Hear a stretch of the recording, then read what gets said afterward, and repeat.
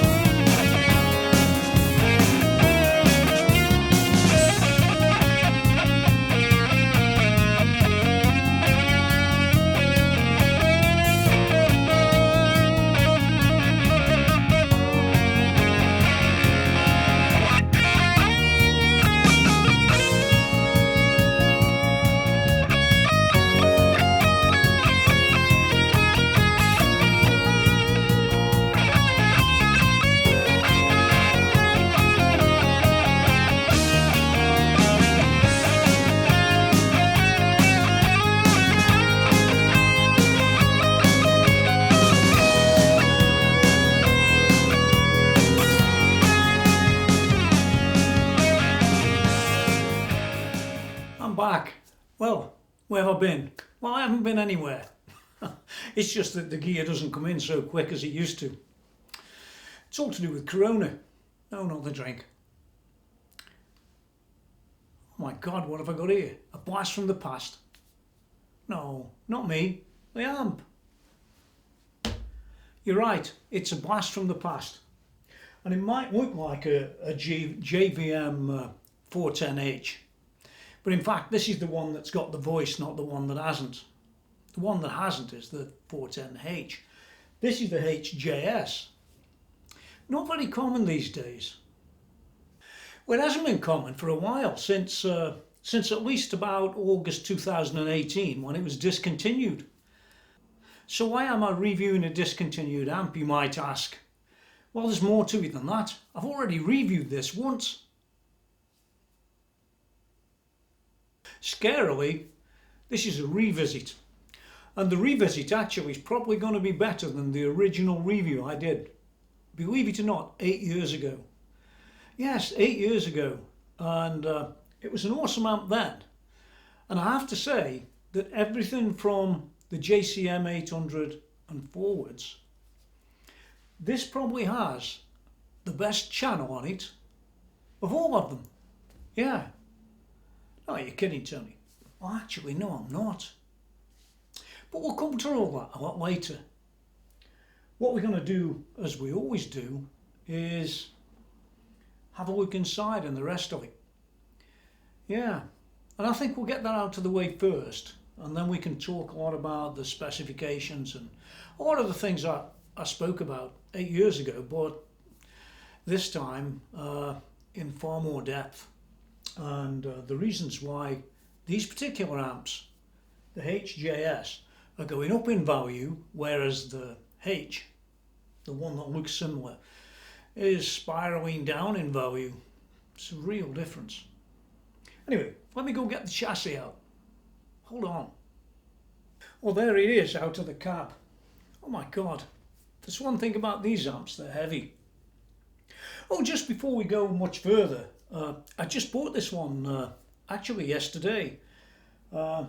Yeah, from a guy on the internet that was within striking distance, because some of these people are miles and miles away.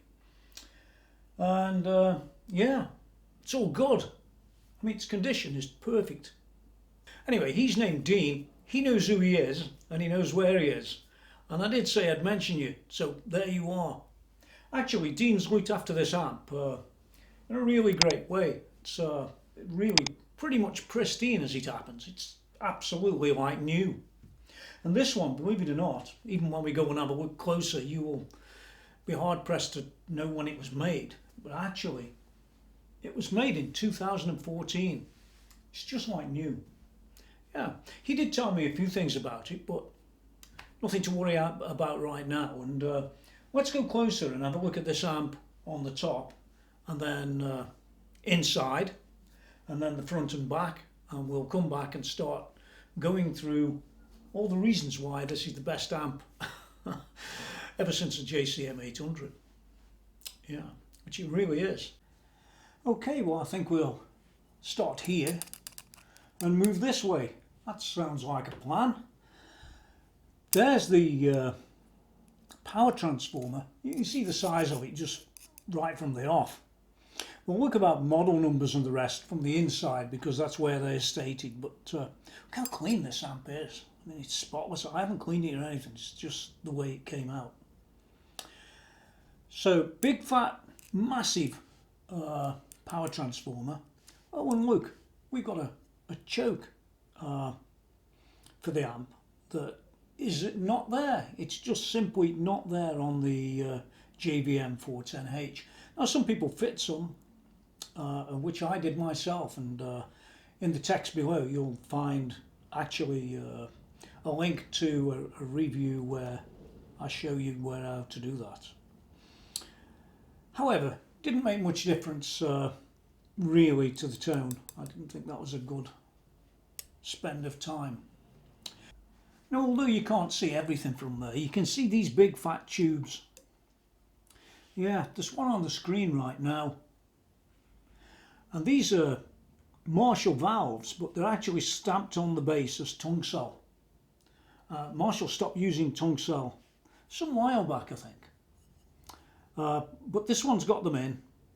And I do know that the amp, well, I'm told that the amp went back to Marshall because one day the guy woke up and there was no sound anymore, so he sent it to Marshall, and it turned out to be a tube. It could have been a power tube, possibly it was, because the date on these tubes is 2015, as you can see on screen right now. So Russian tubes made 2015. Remember, the amp was 2014, so it did actually go back probably in 2017, like the owner said, and these were the valves that they had at the time.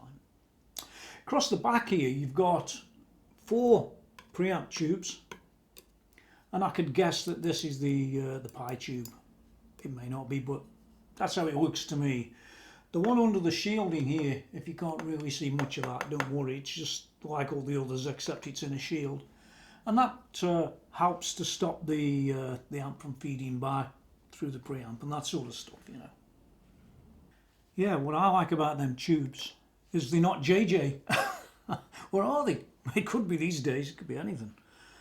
Lastly, we've got the output transformer. You can usually tell an output transformer because just near it usually is the output speaker connectors, and there's no difference with this amp. Notice on the surface that it's got that sort of protected coating on it that stops it from rusting in 20 years time type of thing. Well, let's turn the amp over so we can start seeing what this one's made of, because it's very different than the 410H. Okay, well, let's continue as we mean to proceed. That's a great phrase. Take a look at this chassis here. You can see it's everywhere. It's a huge chassis. That must be 12, 24, 12, 26, 28 inches wide, give or take. But just like the other amps in the series of these signature amplifiers, they all came along at one time. They came with the Satriani one, this one, the YJM, the AFD. In fact, one of the newest ones is that white one you've seen around. Oh, there was the Randy Rhodes one as well, wasn't there?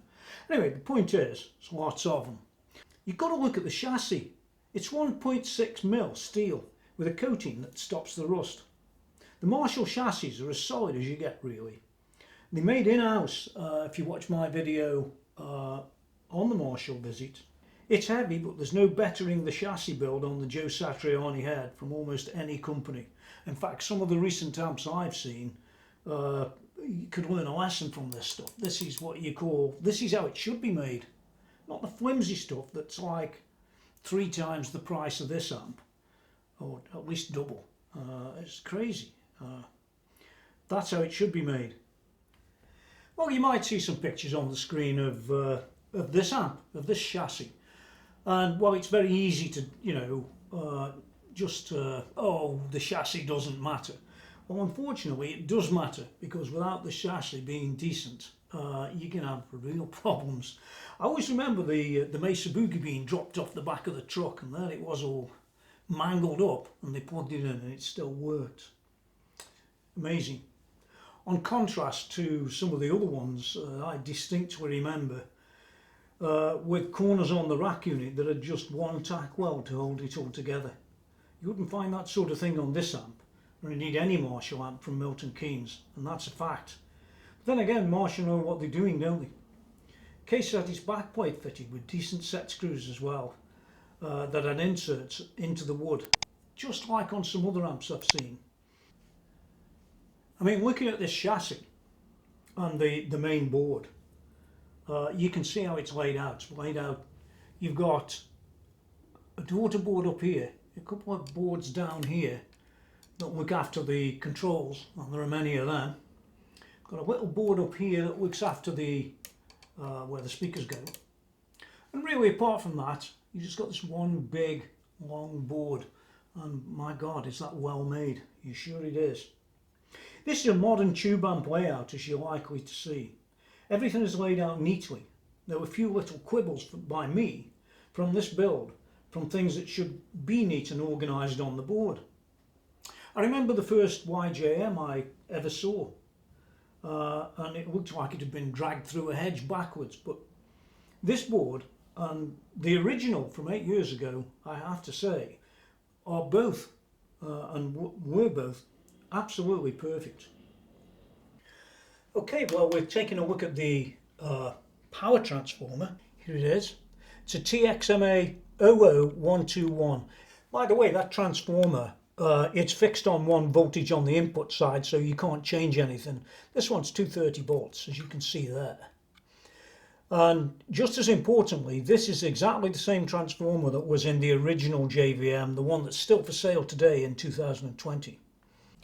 Notice that down here we've got a couple of connections that are not used. I'm sure some entrepreneur should come up with something that turns things on and off. Moving across into this area, this way, that way, you're really looking at the sort of regulation section of the PCB, the main PCB. You'll notice there's a number of fuses, always important to point out. 1, 2, 3, 4, well, there's at least 4 that I can see. And we've also got some regulators. We've got some diodes down there that look after some of the regulation as well. And we've got 2 black wires down here. I'll probably put a picture on the screen of them. Those 2 black wires are the 2 that come off this board and go away to the choke. So if you go and have a look at the 410H, which I've got a picture on the screen now, you can see that that board in this area is completely different, and the choke was sort of, well, it didn't have a choke. What it had was basically a resistor, which can be common practice when they don't want to spend any money. So you take the resistor off and you can put a choke on it, which indeed I did, but it wasn't worth the effort on that amp. On this amp, it's completely designed different, and yeah, what more can I say about that? A lot of people will tell you it's the same board, it's the same this, it's the same that. No, it isn't. It's completely different than the 410H.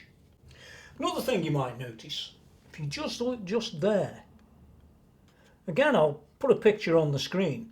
Those are the two bias controls. There they are. Again, on the original amp, they were miles that way. But here they are, down in this little place down here. And there is a connector, so you can use your meter to measure the bias voltages. And that's on the screen now. I'll point it out when we get to it later, but As you can see, it's far away from the bias adjusters.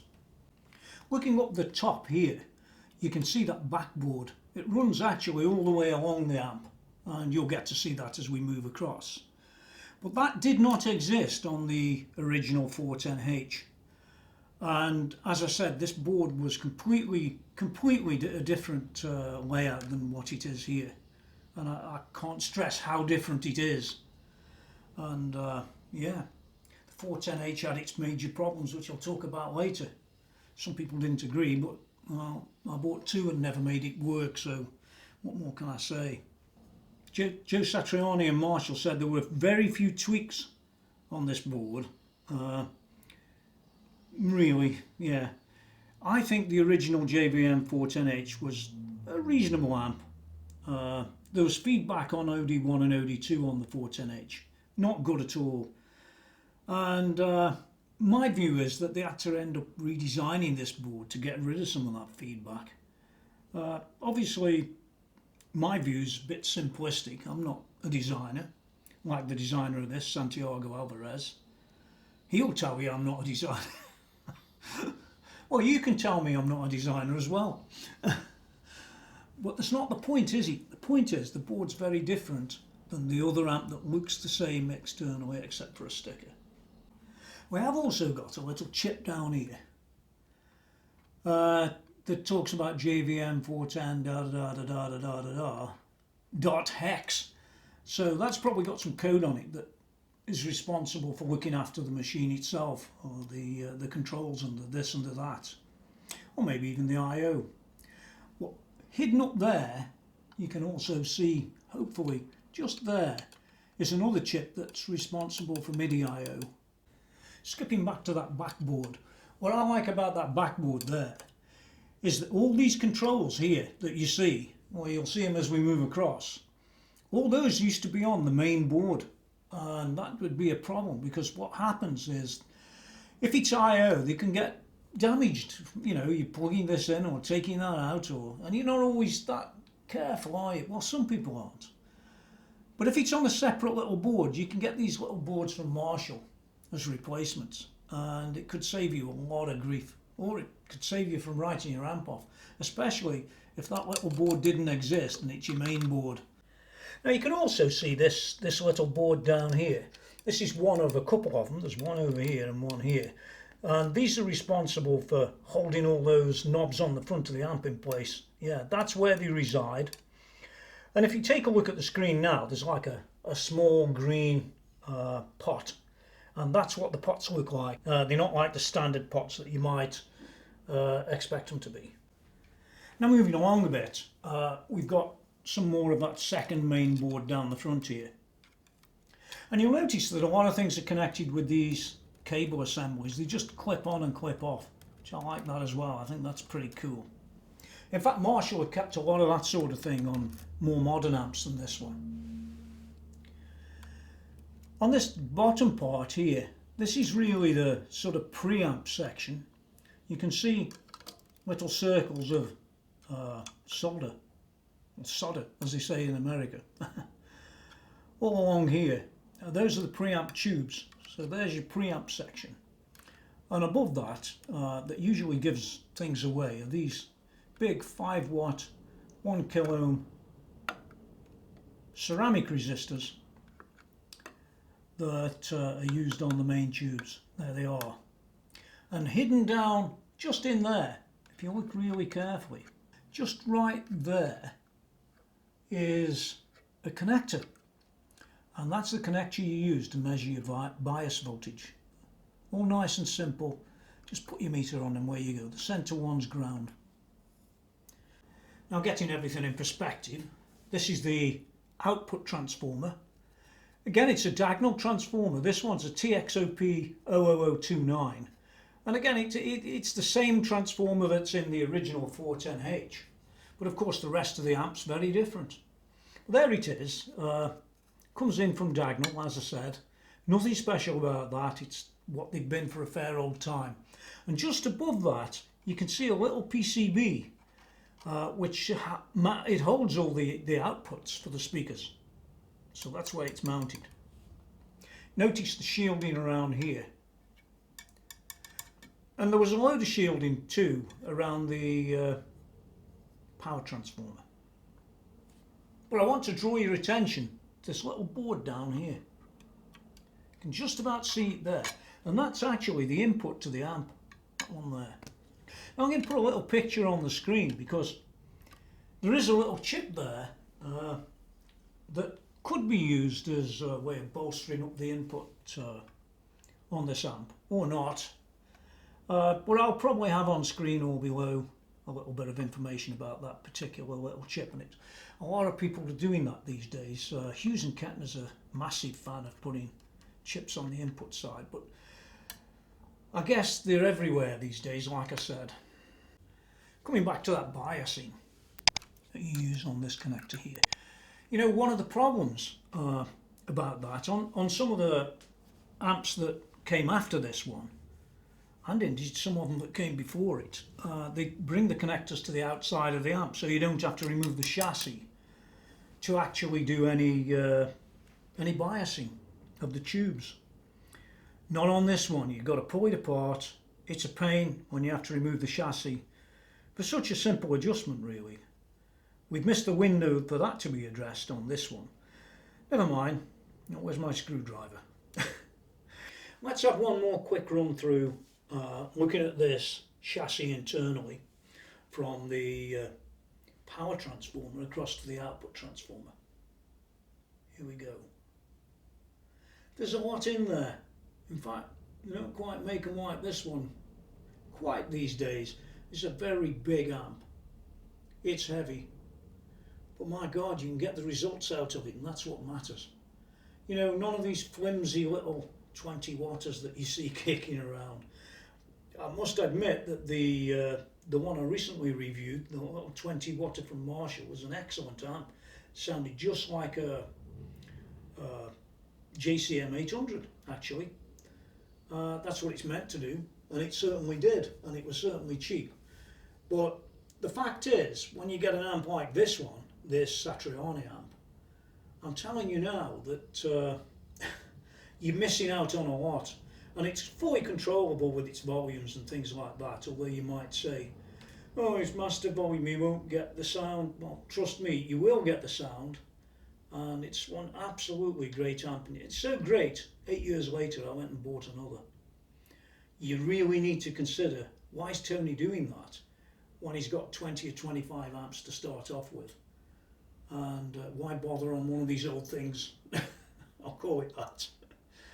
Anyway, let's go back up a little bit, and then we can move on from there, eh? Well, here we are round the back. I'm going to give you a quick rundown round the back, and then we'll go round the front and talk a bit about that, the controls.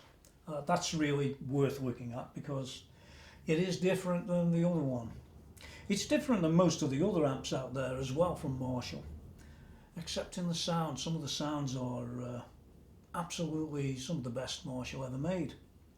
Well, let's run across it from here and see what we've got. I won't hang around too long on things like CE approvals and the rest, because I know, having been the factory, I've actually seen what Marshall do, and yeah, I know that these amps are properly certified, being in the UK. So we've got the CE approval there, we've got the WEEE, we've got some other ones there that for other countries. We've got a Roche compliance there. We've got a serial number there if you want to know what it is. Maybe you can see it. It's an M2014-10-0 something or other -1. And that says Roche on it too. As well as the serial number, I'll probably put this on the screen. You can see some foreign letters or numbers or whatever you call them. I don't know what they are. Characters we'll call them. A bit like me, really.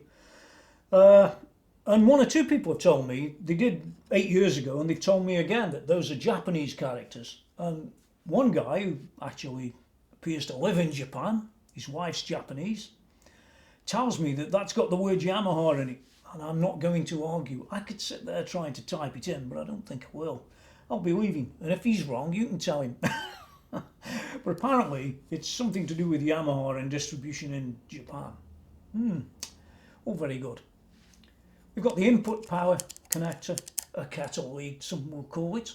Underneath that we've got another fuse here, can you see that? It's a mains fuse, and this one's a 230 volt amplifier. As you can see, 50 hertz, it's all there, all the information's there.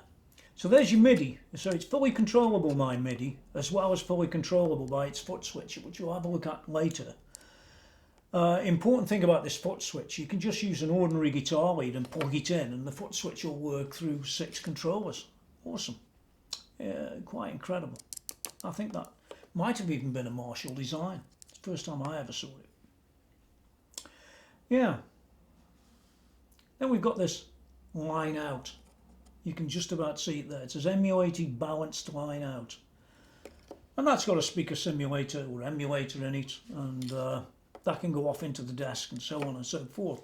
I don't use them that much myself, but in the manual it was harping on that that's what Joe Satriani used, which I doubt very much.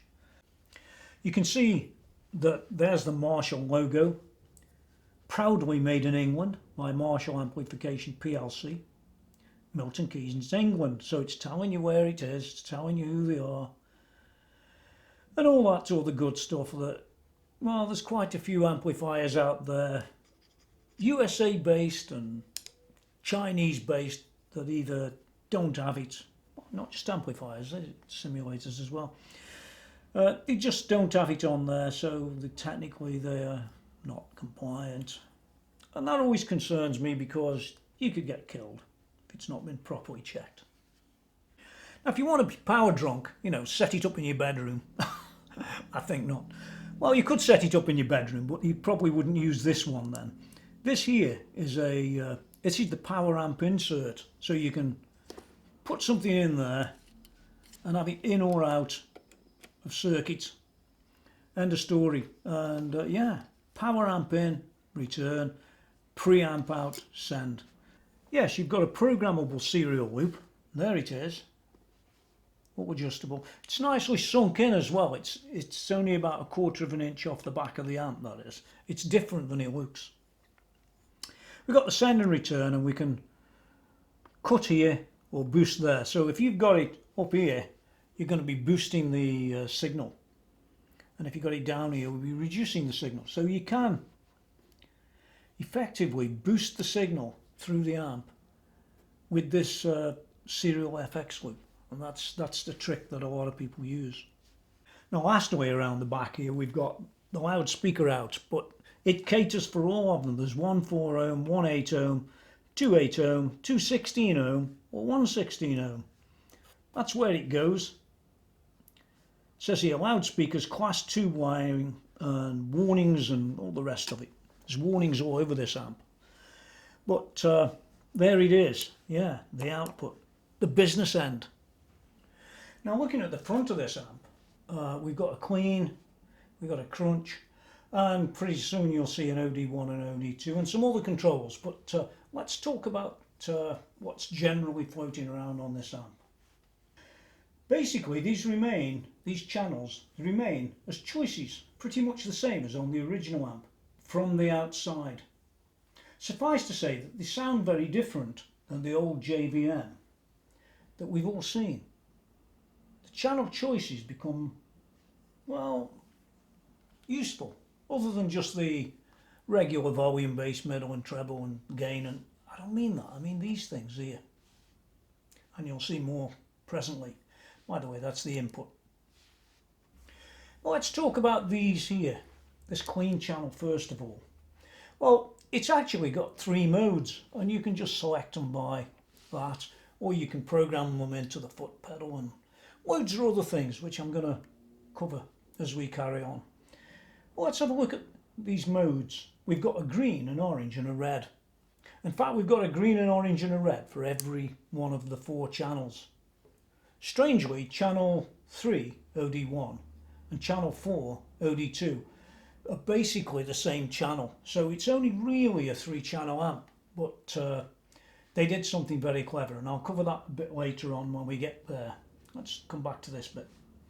So using this with a green light on, that's the cleanest of the 3 modes. It replicates a clean channel on the 6100 anniversary amp from years ago. Joe Satriani likes pristine cleans, and that's what you get unless you move to the amber or red modes by just choosing it. But that 6100 amp, I don't know what people know about the 6100 amp, but Mr. Marshall, Jim Marshall, actually said that the 6100 LM was his favourite amp of all time. The best and favourite amp of all time. That's what he said. Moving on a bit further and pressing it again, we end up in an orange mode, what they call the orange mode. This adds another gain stage after the tone stack, and we get a punchier sound that's easy to overdrive. As in the rest of the modes, the channel's volume control is now active. So when you see this, it says underneath there, it does say orange and red volume. There it is. So when you're in green, you don't get a volume. We go back to this clean channel and hit it again, we get this red mode. The red mode pushes the original clean sound even more and transforms itself into a pseudo high gain channel. It's not really high gain, it's a sort of bit of a breakup type of sound. You'll hear it later when I demonstrate that. Now, how have I got it set up? Well, you've probably got a picture on the screen right now for that channel one and how I've got it set up. And what mode am I in? I need to check. Oh, yeah, well you knew it would be. I'm running the red mode on channel 1. Don't want any of this hyper clean stuff. I like it, so it's got a bit of distortion, but not as some people would describe distortion. I mean, it does have it.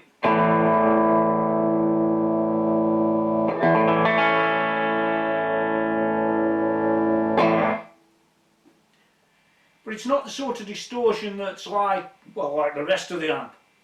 I could flip it to green and have pristine. Green for pristine. But I'm not going to. So here's a little example coming up now of the, the red mode on the clean channel.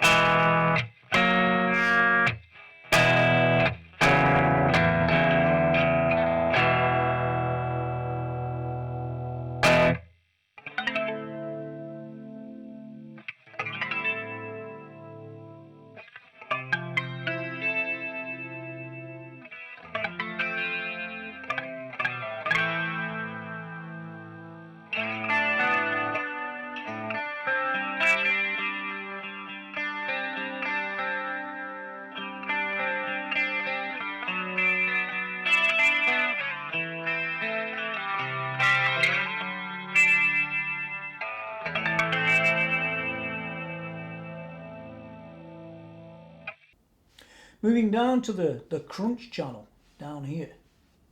Again, you've got the same green, amber and red button. Actually, before I do that, let's just talk about this clean channel a bit further and what it is and what it isn't. In keeping with the classic clean amps of yesteryear, all three modes of this channel feature what's known as a pre-gain tone stack.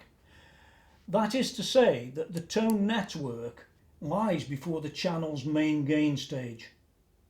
The reverse, that is to say the tone network being after the main gain stage, is typical of most Marshalls. As a result, the clean channel's tone controls work in a different way than you might expect. I mean, yeah, they turn like so, but they work in a different way. In addition to controlling the tone of the channel, they also affect how it reacts in terms of gain. For example, turning up the middle control on higher gain settings will focus the distortion there, so you get more middle. It makes your sound sing in a traditional blues rock sort of way.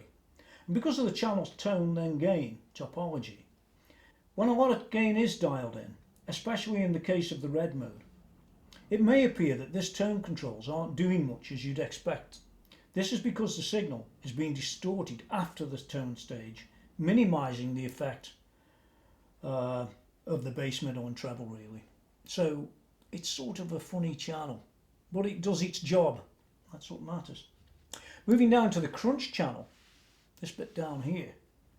Again, we've got green, amber and red. Now the crunch channel, I can tell you now, I bought this amp for that channel. That one channel there. Now you might laugh. Go on, have a laugh. But you'd be foolish to laugh at this amp's channel 2. Very foolish indeed. This is the sound of rock in here. Well, what have we got? Well, first of all, the JVM reverts to a more typical Marshall preamp circuit characteristic of gain then tone. This is true of the OD1 and OD2 channels also, so we're back to normal amp really. In the green mode of crunch, this mode's inspired by a master volume, basically a JMP. It shares the preamp topology of the classic JTM45/1959 Plexi model. Gain plus tone. So if you want to get a Plexi out of it, have it on green and crank it up. Yeah, that sounds like a plan. We'll probably try that later. In the orange mode, this is reminiscent of a JCM 800, and we all know what them are sounding like. It's a staple of hard rock. The gain structure is gain plus tone. So it's all there, JCM 800, Plexi.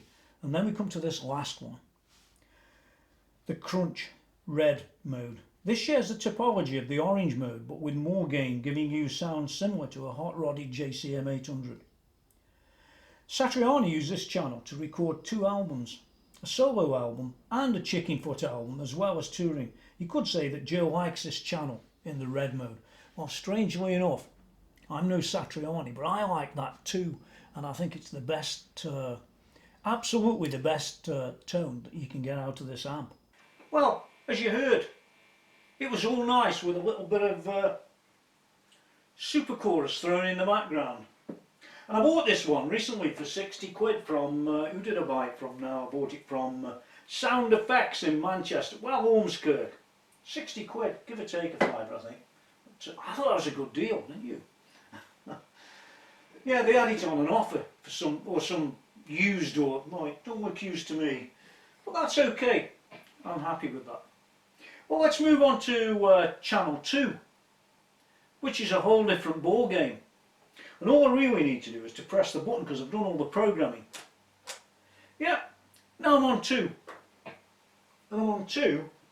Ha! You guessed it. Red mode. Now listen. Channel 2 in the red mode is about as good as you get. Honestly, it's awesome. And you're going to hear a bit of that in a few seconds. Let's just show you again what the settings are that I use. And don't forget, my settings might not be your settings, but it just gives you an idea of how I use the amp. The down there, it can be pretty loud, this can, if you turn it up. It's 2 masters. I use one master for the clean, and the other master's used for the rest. Yeah, 'cause to me this amp's really, yeah, it's got a bit of clean in it, but I like the rest. Now if I just play a chord on this, you'll get the idea.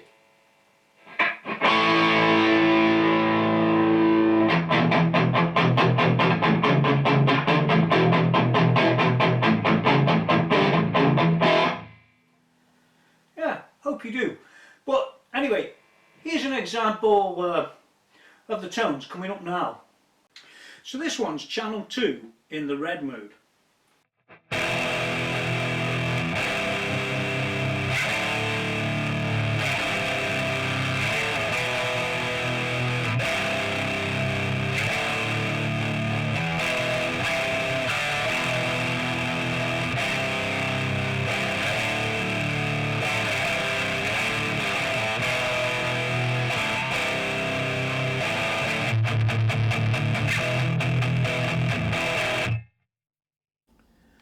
Now I've moved along a little bit into this OD1 and OD2, and we've got this funny little thing in the middle as well. We've got the mode buttons here, green, amber and red, and green, amber and red, OD1, OD2. Says on if you read it. You might be bothered. Well, these two channels and modes, all the modes, are now completely different than the original JVM410H. There's no doubt in my mind that these channels now make this amplifier a very usable device, which you can get those tones from. Joe Satriani has suggested that these are the same as the original OD1 channel. I don't think they are. The OD1 and OD2 on this Joe Satriani amp eat the original ones, honestly, for breakfast. Make no mistake, these are not the old OD1 channels as you know them, in my opinion. It feels as if this previously troublesome area of the earlier amp has been worked into a section that really actually works. It's reminiscent to me of a really cranked JCM 800, but more, if you get me. So when I had the 410H, the predecessor, well, not the predecessor, but the other one, as opposed to the Satriani one, I couldn't get these gains here above about there. And anymore, what you got was massive feedback, and the not nice feedback type, the horrible stuff. Well, you can put these anywhere, I can tell you that now, just from experience from even 8 years ago. They're awesome and brilliant sounds. Remember, both of these channels are voiced the same, and we'll come to that in a little bit. Okay, let's have a look at this OD1 and OD2 green mode. Satriani says it's like the OD1 channel of the old, as I said, but I don't think it is. Here's my opinion. My words are, this revoicing and reworking of the two channels changes the amp into a very workable product. That's what I said 8 years ago, and I say it now just the same. Let's move along to the orange mode for both channels. This adds another gain stage to the OD1 green and OD2, in fact, resulting in a sound that's perfect for singing leads and hard rock heavy metal tones. Really, there's not much to say about these. They're very powerful channels, but they are both the same, and I'll cover that in a moment. Well, what more can I say about channel 2? I use it twice. Says a lot.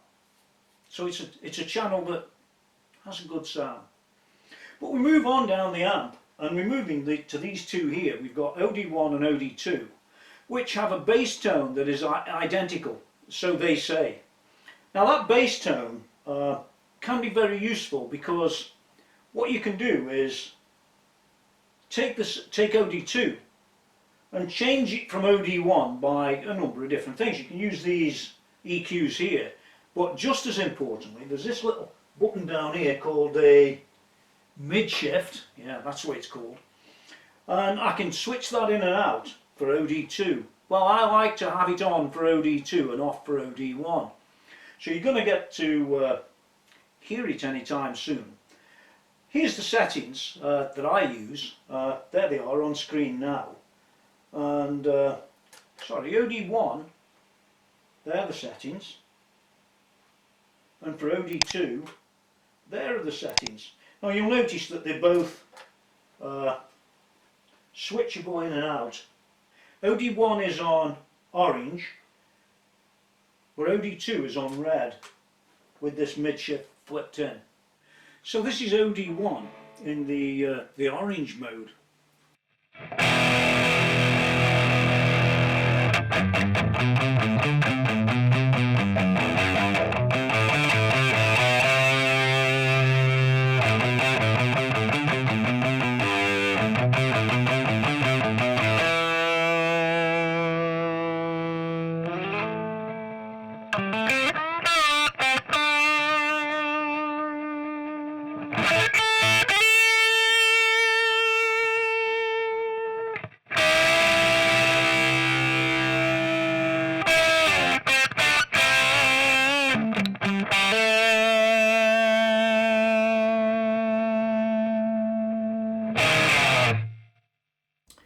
got the red mode, again the same for both channels, but it's selectable.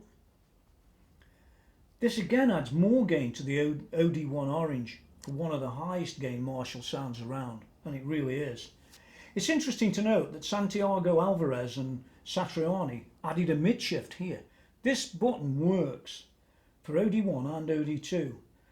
The switch basically scoops the mids out a little. Marshall don't appear to have published the shift change, but on the original amp channel OD2 that was shifted by 150 Hz. It wasn't particularly documented, so that just might be the case in the mid shift button here. It could be 150 Hz, but it's not documented. Honestly, you just can't find anything about that. It would be a bit of a coincidence if they had that on the other amp of 150 kHz shift on this button, if you get me. Yeah, it sure would. Now, just before we move on, I want to discuss this OD1 and this OD2 being the same channel. It's a replication. That one is that one, and that one is that one.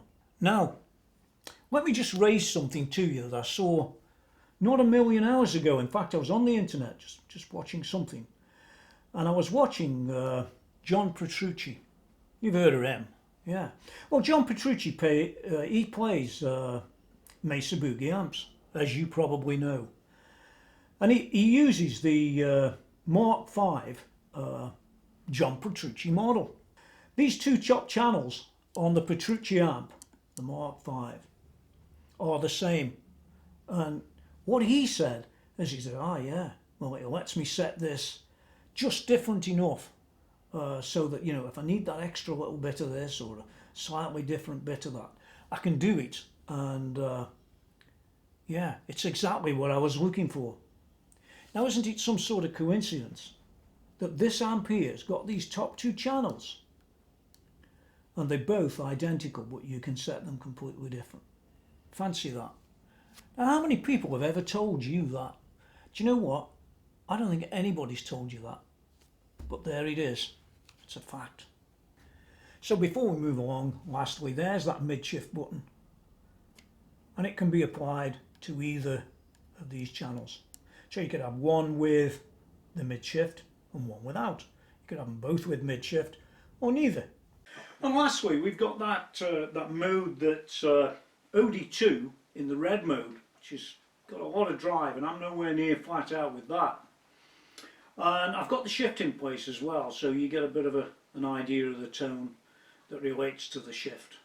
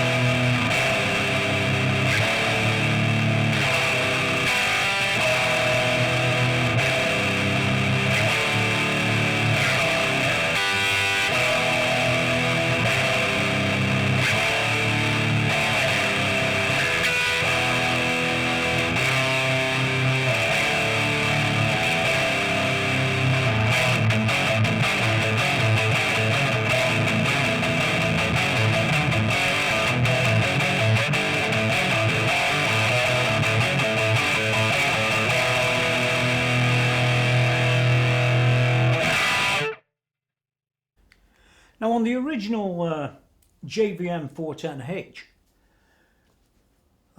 it was different than it is here. What you've got on the original one is a reverb. So you've got a set of reverbs you can apply. Well, Satriani said, no, don't want reverb, take it away.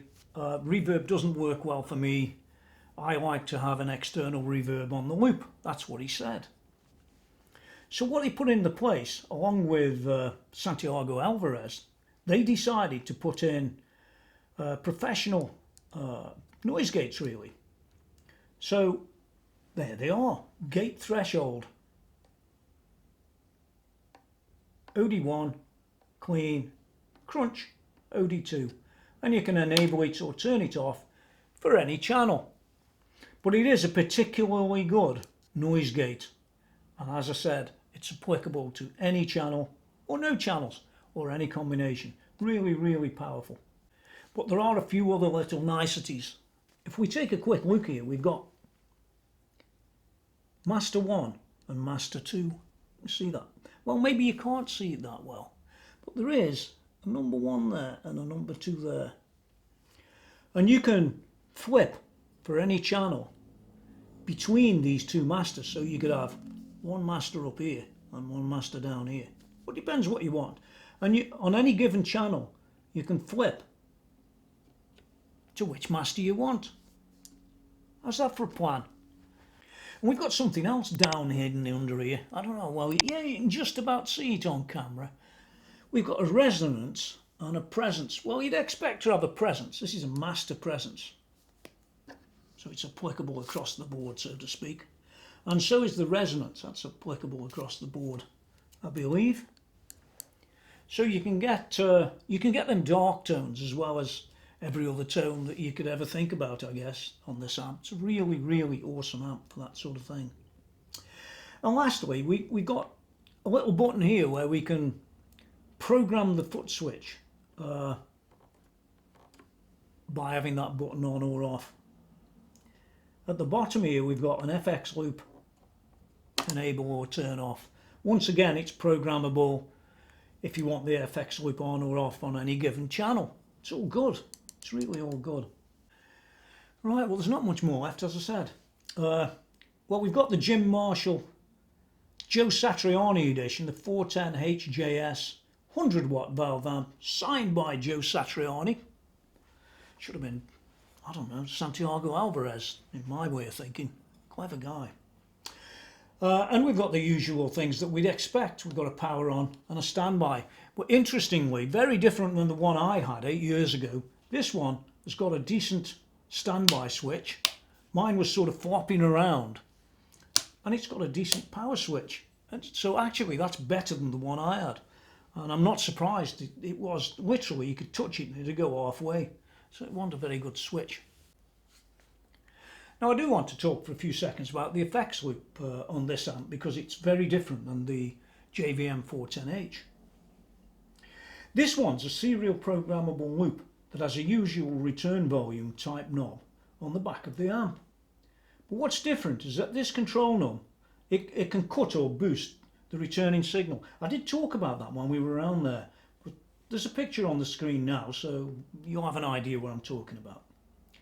In its boost mode, it offers up to 6 dB gain against a flat return of the older amp. Yeah, so that can be used for good things. Rather like some of the Mesa Boogie stuff, you can now also use this serial effects loop to completely, they say, silence the amp, or indeed to boost the output as a solo volume boost. It's new on this amp, but nothing new for other manufacturers, even going back to the earlier dual rectifier amps of the USA. Oh, and there's also those Midi ports, isn't there? They're on the screen now. That's one thing I like to see on any tube amp, Midi. Not only does it let you store up to 128 channels for later recall on this amp, but you can control lots of aspects of the amp, such as turning on or off many of the features, such as channel changes, mode changes, scroll modes, gates, you can turn them off or on, FX on or off, master on or off, mid shift on or off, recall previous presets, as I've said, up to 128. It's a pity, and not just on this amp, that somehow you couldn't have variable control over some parameters. But alas, that's not common on amplifiers, is it? The Midi implementation is basically like many other amps, notwithstanding the earlier model of this one. There is a Midi through socket, so you can control the gear. Maybe that might be effects unit with the same foot controller even. Like its predecessor, there's a direct record out, but that's changed since the old amp has a balanced output connector and this one has a simple jack plug. They say electrically balanced, but the connector changed, as well as all the other connectors around the back, such as the foot switch plug, the power amp out and return, and the mains input. Okay, well there it is, the overview of the inside. We've looked at some of the outside, but of course there's still an awful lot to discuss, and we are going to discuss it, I'm afraid, but we are going to play this amp. Don't worry about that, it's all coming up, and I'll cover a fair amount of different things, I think. Just for people that haven't actually even seen one of these, they might have used the 410H, but just trust me, it's chalk and cheese. So I'm going to put this back in its case, and then we'll carry on. Hope you like it so far. I mean, this is just an awesome amp, and it's a pity they're going up in price slowly. And I guess that yeah, if you don't grab one, you never will. They'll get too expensive. A bit like the YJM, and a bit like the AFD. Them amps seem to be doing this as well. So all of this series of this particular time seem to be getting more and more expensive. As did the Randy Rhodes one. That's fetching a fair bit of money as well. Now then, onto this pedal. As one of the features that the amp has. Now the 410H has the same pedal, don't get me wrong. In this respect, it's pretty similar. But what you do get is a pedal that was developed around the 410H. And it's the first one I ever saw where you just have a regular cable. This one's 5 meters long, by the way, and they provided that with the amp. And it fits in the end there, it fits around the back. You notice there's a white hole where you can put the other end, so you don't confuse it with speakers. You'd hate to do that. So you can put it into the white connector hole, and this will magically come alive. Quite an amazing pedal is this, and it's on the 410H as well, as I said. Now this new pedal, I'll say new, I mean it's about 8 years old as I speak, not this particular one, but the design, or even older. But there was something about it back then, and there's something about it now. It's still made in India, and that's not a place I'd really sort of expect high technology to come from. Well, I don't, because it isn't high technology. What it is, though, it's a pretty unique pedal in its own way. Yeah, this one says 2008 I India. Serial number. Now it does control quite a number of things, and I think it actually controls a few more things than the 410H did. I could be wrong on that, so don't correct me, will you? No. Thing about this thing though, it's made of metal. It's really robust. It's got a display there, and it can show you a number of things that are turned on, turned off, and so on and so forth. But magically, you can use a straightforward guitar lead if you forgot to bring the cable. Now that's a good point. Well, here's what it can switch. It can do the clean, mid shift, crunch, OD1, OD2, master, so we can flip between them masters, the gate, and the FX loop, which is pretty extensive really for a one cable pedal. Now on my one from back in the day, all them 8 years ago, it did have a problem in programming, and I had to faff around quite a lot to make it all work. I couldn't have been bothered to send it back, because once it's programmed, it's programmed. But this one seems to work. Now one of the things I did like about this pedal last time, and I still like it this time, so let's imagine you're on, I don't know, Orange Channel 2. Yeah, Orange Channel 2. And then I flip off to some other channel. When I go back to Orange, when I go back to Channel 2, it will be exactly as I left it on Orange. Which I like that. That's a nice simple feature, but you'd be amazed at how many other products wouldn't do that.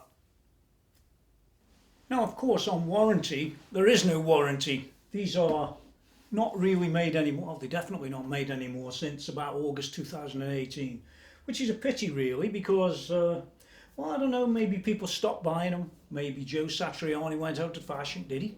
I don't think so. I know he's got a Mesa Barber M01. I know he's got one of them, and I pointed that out when I did the review of the M01. But this was the primary amp for a very long time. Maybe he's gone off to something else these days. Who knows? I don't chase him every day. I just listen to the music.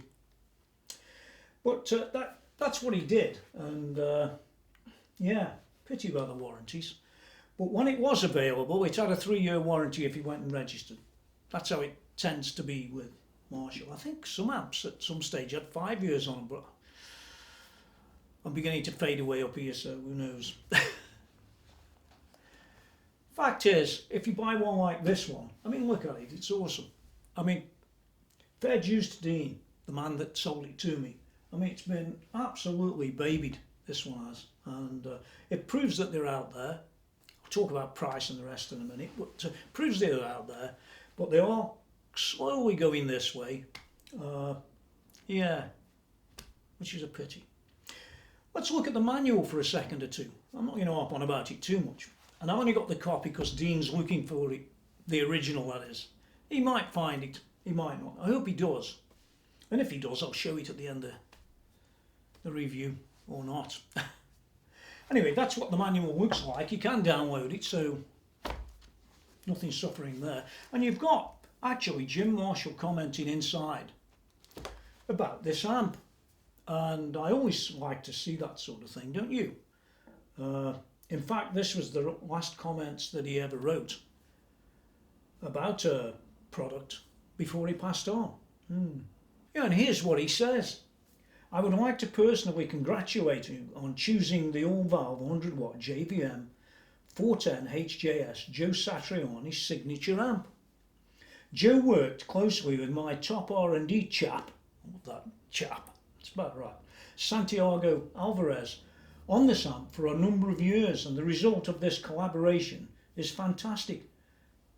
As is the fact that Joe has quite literally road tested the prototypes on tour all over the world and also in the recording studio.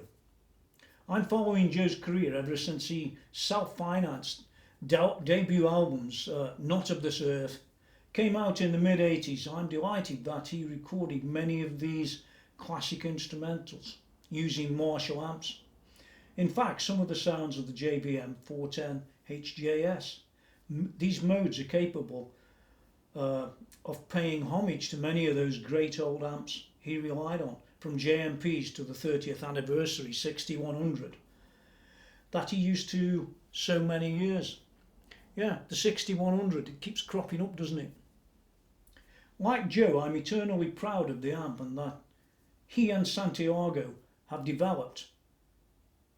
I'd like to take this opportunity to wish you every success and so on, and Joe's put his little comments at the bottom and so on. That's like a piece of history, is this amp.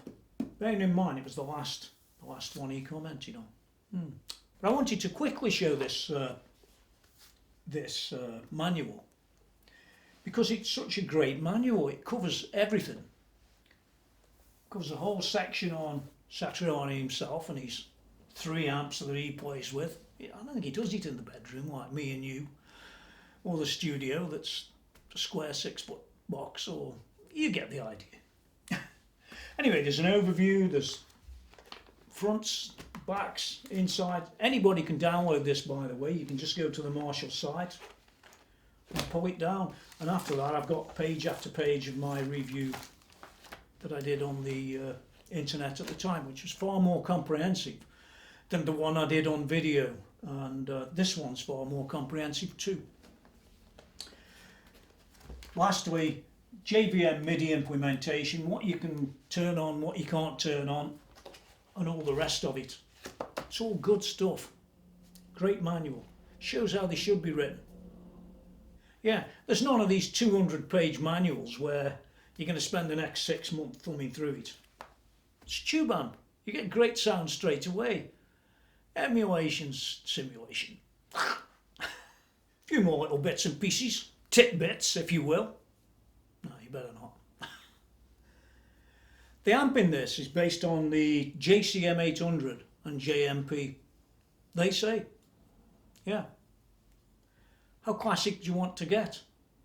Oh, and on the recording, you know, that DI, you just leave it on standby and you don't get any speaker out.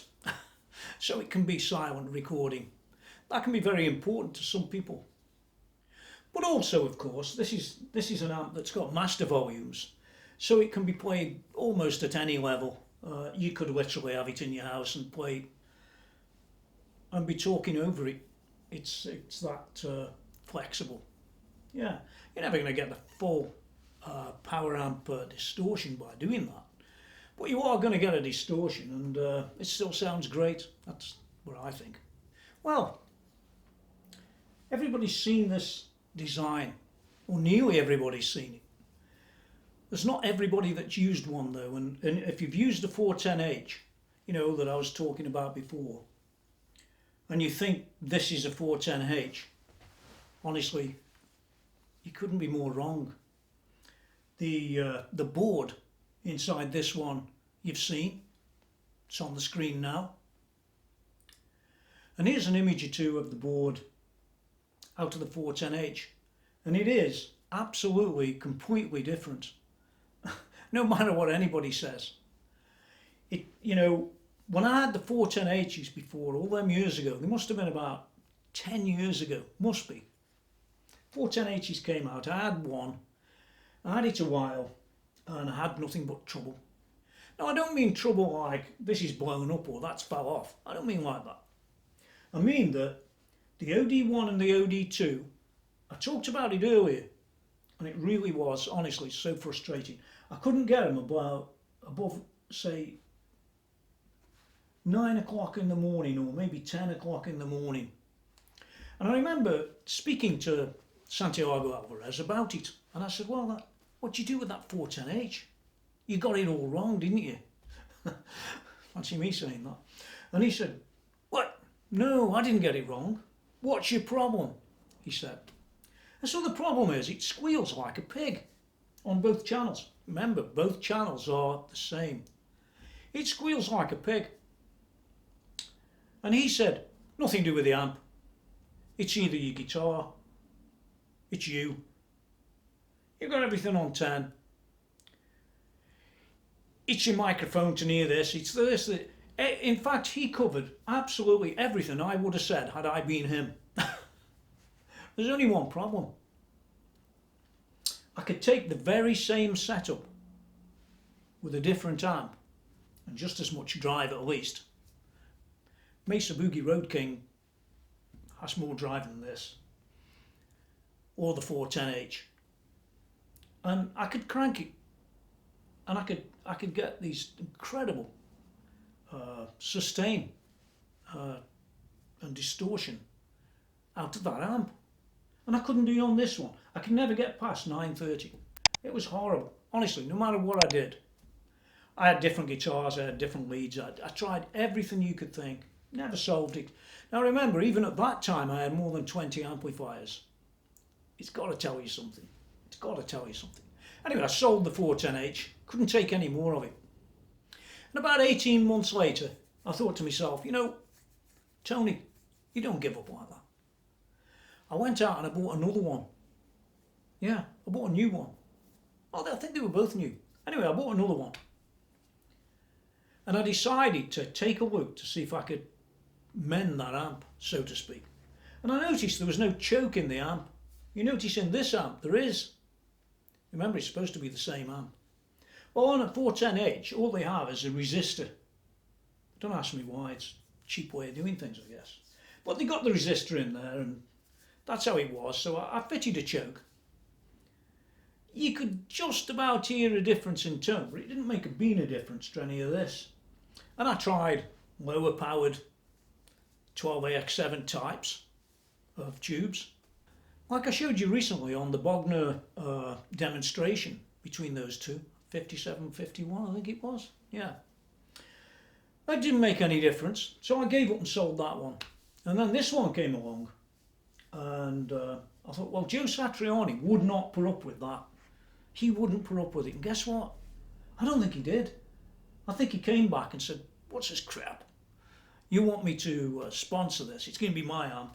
You've got to sort that out. And I think they did go and sort it out, because the PCB is completely redesigned. Don't matter how you look at it. So all them guys on the forums that are saying, oh, it's the same amp. Even now, a lot of people say that. It's the same amp. Well, no, it isn't. And this amp, trust me, I'm quite confident it'll go down in history as being, oh, that's the one that worked. It's awesome, and it'll be going this way in price over time. And so is the YJM, and so is the AFD, and so is the Randy Rhodes, and so is, you name them, these signature amplifiers. Now I've got here what I wrote 8 years ago with the summing up and the conclusions and all the rest of it. I have to say, the summing up and conclusions have not really changed that much. Not really. And I'm just going to read it, because I'm not going to sit here and go over it all again. Most people won't have read this or won't have seen my conclusions and summing up. But the conclusions were like this. This amp was very well made and on this occasion put together with a lot of care in the build. Sound of the new amp doesn't disappoint. Well, you make no mistake, it doesn't. I'm no Joe Satriani, Lord knows he said. But I could hear some of those Joe tones that I noodled around with the amp, you know, at the time. Here's what I thought was good, and they're still good today. Quality of the build, quality of the amp, the manual, the floor pedal, Midi control, OD1 and OD2, perfect drive without squealing, the noise gates, fully usable, separate PCB for the connectors, you know, the door to board, decent EL34s, they're still decent now, decent ECC83 tubes, still decent now, included speaker cable, the overall sound, and it goes on about delivered on time. But there was also some things that weren't so good, and they're still not so good. Well, it depends what you do with it, I have to be honest. The weight. This thing weighs 48.4 pounds. So much so, if you look at those rubber feet underneath, and they were changed to rubber from Bakelite some years ago, you can see on this one that the rubber starts to collapse. So you're going to need new feet probably every 10 years or so. Unless you can find the Bakelite ones, but I think you won't. Hardly. They're now rubber when you order them. No Satriani settings in the manual. I thought that was a shortcoming as well, which it is for an amp like this. Only printed Sat Association. They just had a little insert, that sort of thing. Limited editions such as high cost with 4B12. Well, they did sell it in two ways. They sold it like this, but they also sold a blue one with a matching 4B12 cab. It's a standard 1960 cab.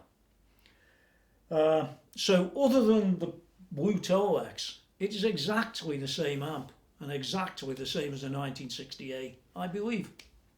And if I'm wrong, shut up. Well, that's what I believe. And you know, the price was like mega. What else? Wasted money for the printed picture, basically similar in the manual. And then I go on talking about would I keep it. Well, where I come from, I can't keep every amp. It's an impossibility. I'm up in the 20s of amps. I've only got one wife, but she's about to leave. So I have to sell some. And eventually I sold the Satriani amp, really to make some more money back. I never make any money as such, I just lose money doing it. But to get some of that money back so I can reinvest it in something else that I then went and reviewed. That makes sense, doesn't it? So I sold it. Now on my original amp, like I said, the standby on and off was a bit dodgy. So I did downrate the amp, I think to 8.5 or 9, something like that. because of that. But this one's got no such bad feature. It's all good. It's all rock and roll, as they say in the trade, hopefully. So this one's going to get a 10. Yeah. I should have given it a 10 before and said, well, that's only on this one, but I didn't, because I did review the amp in question. I still do that. But I can't find anything wrong with this one. There you have it, a 10 out of 10. Don't get many amps like that. Yeah. Ask yourself about the recent amps I've reviewed. It's quite a number of them. And look at the ones that got 10. Look at the ones that got 9 or 8 or 7 or lower. Ask yourself why. Does Tony just give it some arbitrary number? No, I don't. I'm always totally genuine on what I think. Because it is a review. It is an opinion. It's only my opinion. I'm just like you. Just normal. Yeah. I'm not playing arenas tomorrow. No. Well, let's talk about pricing a little bit. When this amp came out by itself, I think it was £1,399 in the UK, including 20% tax. 8 years ago when I bought it. Not this one, but the original. And that was a lot of money for an amp then. And the AFD was a similar price, and I think the YJM was similar. They were all pretty similar. Yeah. But they are creeping this way, slowly. Now, I don't know how much these are in America used in mint condition. And that's one of the things that matters, in mint condition. But you should put the prices down below, because people always want to know what the stuff's worth, don't they? In particular on a second-hand type of amp that you can't buy new. These second-hand prices are actually very useful for people. So put them down below. But you can pay anything from probably £1,500, £1,600, £1,700 all the way down to probably £800 if you find a tatty one. This one happened to be good though. So I'm really thankful for Dean for selling it to me. Yeah, thanks, dude. You know, thanks to one of my friends on YouTube, he said to me, he said, "Oh, you want some of them Mullard tubes?" Well, here they are. I went and got them, just as I said. There they are, a match set, and I was going to put them in here. But you know what? I'm not. Because these have got tongue cell in there, and there's nothing wrong with tongue cell, in my experience. Those are going to go back into the, the hand wired, the 1959 hand wired. So I'm going to get that amp in and put these in. Can't go wrong, can you? Well, I hope you've liked the this revisit to this amplifier, the JVM410HJS, or the Joe Satriani model. It's been saturated, yeah. And coming back and looking at it these years later, quite interesting. If you compared my first review, which will be down there in the text, along with a load of other links, you should find the two comparisons very interesting, because there's a load of stuff in this that certainly wasn't in the other review, which was carried out on the floor in my studio. I don't do that anymore, especially with 48 pounds of weight. But great amp, it can be recommended, and if you can find one, grab it. No, not rabbit, grab it. Don't forget to visit www.tonymackenzie.com. It's probably spiraled itself on the screen now, and it's probably spiraling itself back off. Where you'll find the original review of this amp and the 410H, and a load of other Marshall and Mesa Boogie and lots of other brands of amps, all close up and personal, so to speak. Definitely worth a look. Now lastly, just stay safe out there, won't you? Don't go running around and mixing with everybody, as some people seem to be doing at the moment. The COVID-19 virus will eat you for breakfast, spit you out the other side, and everything will go dark. And I'd hate to see that happen to you. Yeah, you. Ding, ding, ding, ding. You in the glass. No, not me. I haven't been out. Hardly. Yeah. So be careful. Stay safe. And I'll see you next time. All the playing's coming up now. I'm going to go through some of the tones and the rest. I'm sure I'll play something. But it won't be a Satriani track. No, probably not. Yeah. Now get out of here. here we are with the JVM410HJS for Joe Satriani. No, I'm not going to play any Joe Satriani because what they do is they take away any income you'd get off the video, and I get a little enough to start off with without giving it to other people, so that's not happening. But we're going to run through, I'm not going to run through each and every one of the 3 modes for every channel. Listen, I'll be here all week, as long as you get an idea about it. There's plenty of people playing it on YouTube, but there are very few people that actually show you what I do. So have a look at what I do regarding sounds. You've seen everything else up to now. Hopefully you didn't skip it, then you can learn something. And yeah, you'll get a good idea of where it's coming from. I might play a track at the end, I might not, doesn't really matter, but you'll get a good idea about this brilliant amp. And yeah, what more can I say? Well, there's only one place you could start really, and that's channel 1, the clean sound. Well, what do you think? Well, there's no fooling around with an amp like this one. I mean, it was built to rock. There's no doubt about that in my mind. And so anyway, there it goes. There's the quick review of some of the tones. And don't judge the tones by just me. Go and listen to other people. There's millions that play them. That's why I tend to keep back a bit from all that. But there were the examples. And yeah, not much more I can say about this. I've got a few more things coming up. I've been waiting for the 2 notes Capture X. I'll be the last in the world to get it because PMT messed me about something, well, shocking, if you want the truth. I ordered it in February. Here we are today. I think it's the 6th or the 7th or the 8th. Something like that. And yeah, I'm still waiting for it, so I'm not happy with PMT now. But that's another story. That'll come out in the review. Oh, by the way, today I'm just using your everyday Epiphone. Nothing special about this one. Yeah, I think this one's absolutely, totally standard. Yeah. Great guitar for the money.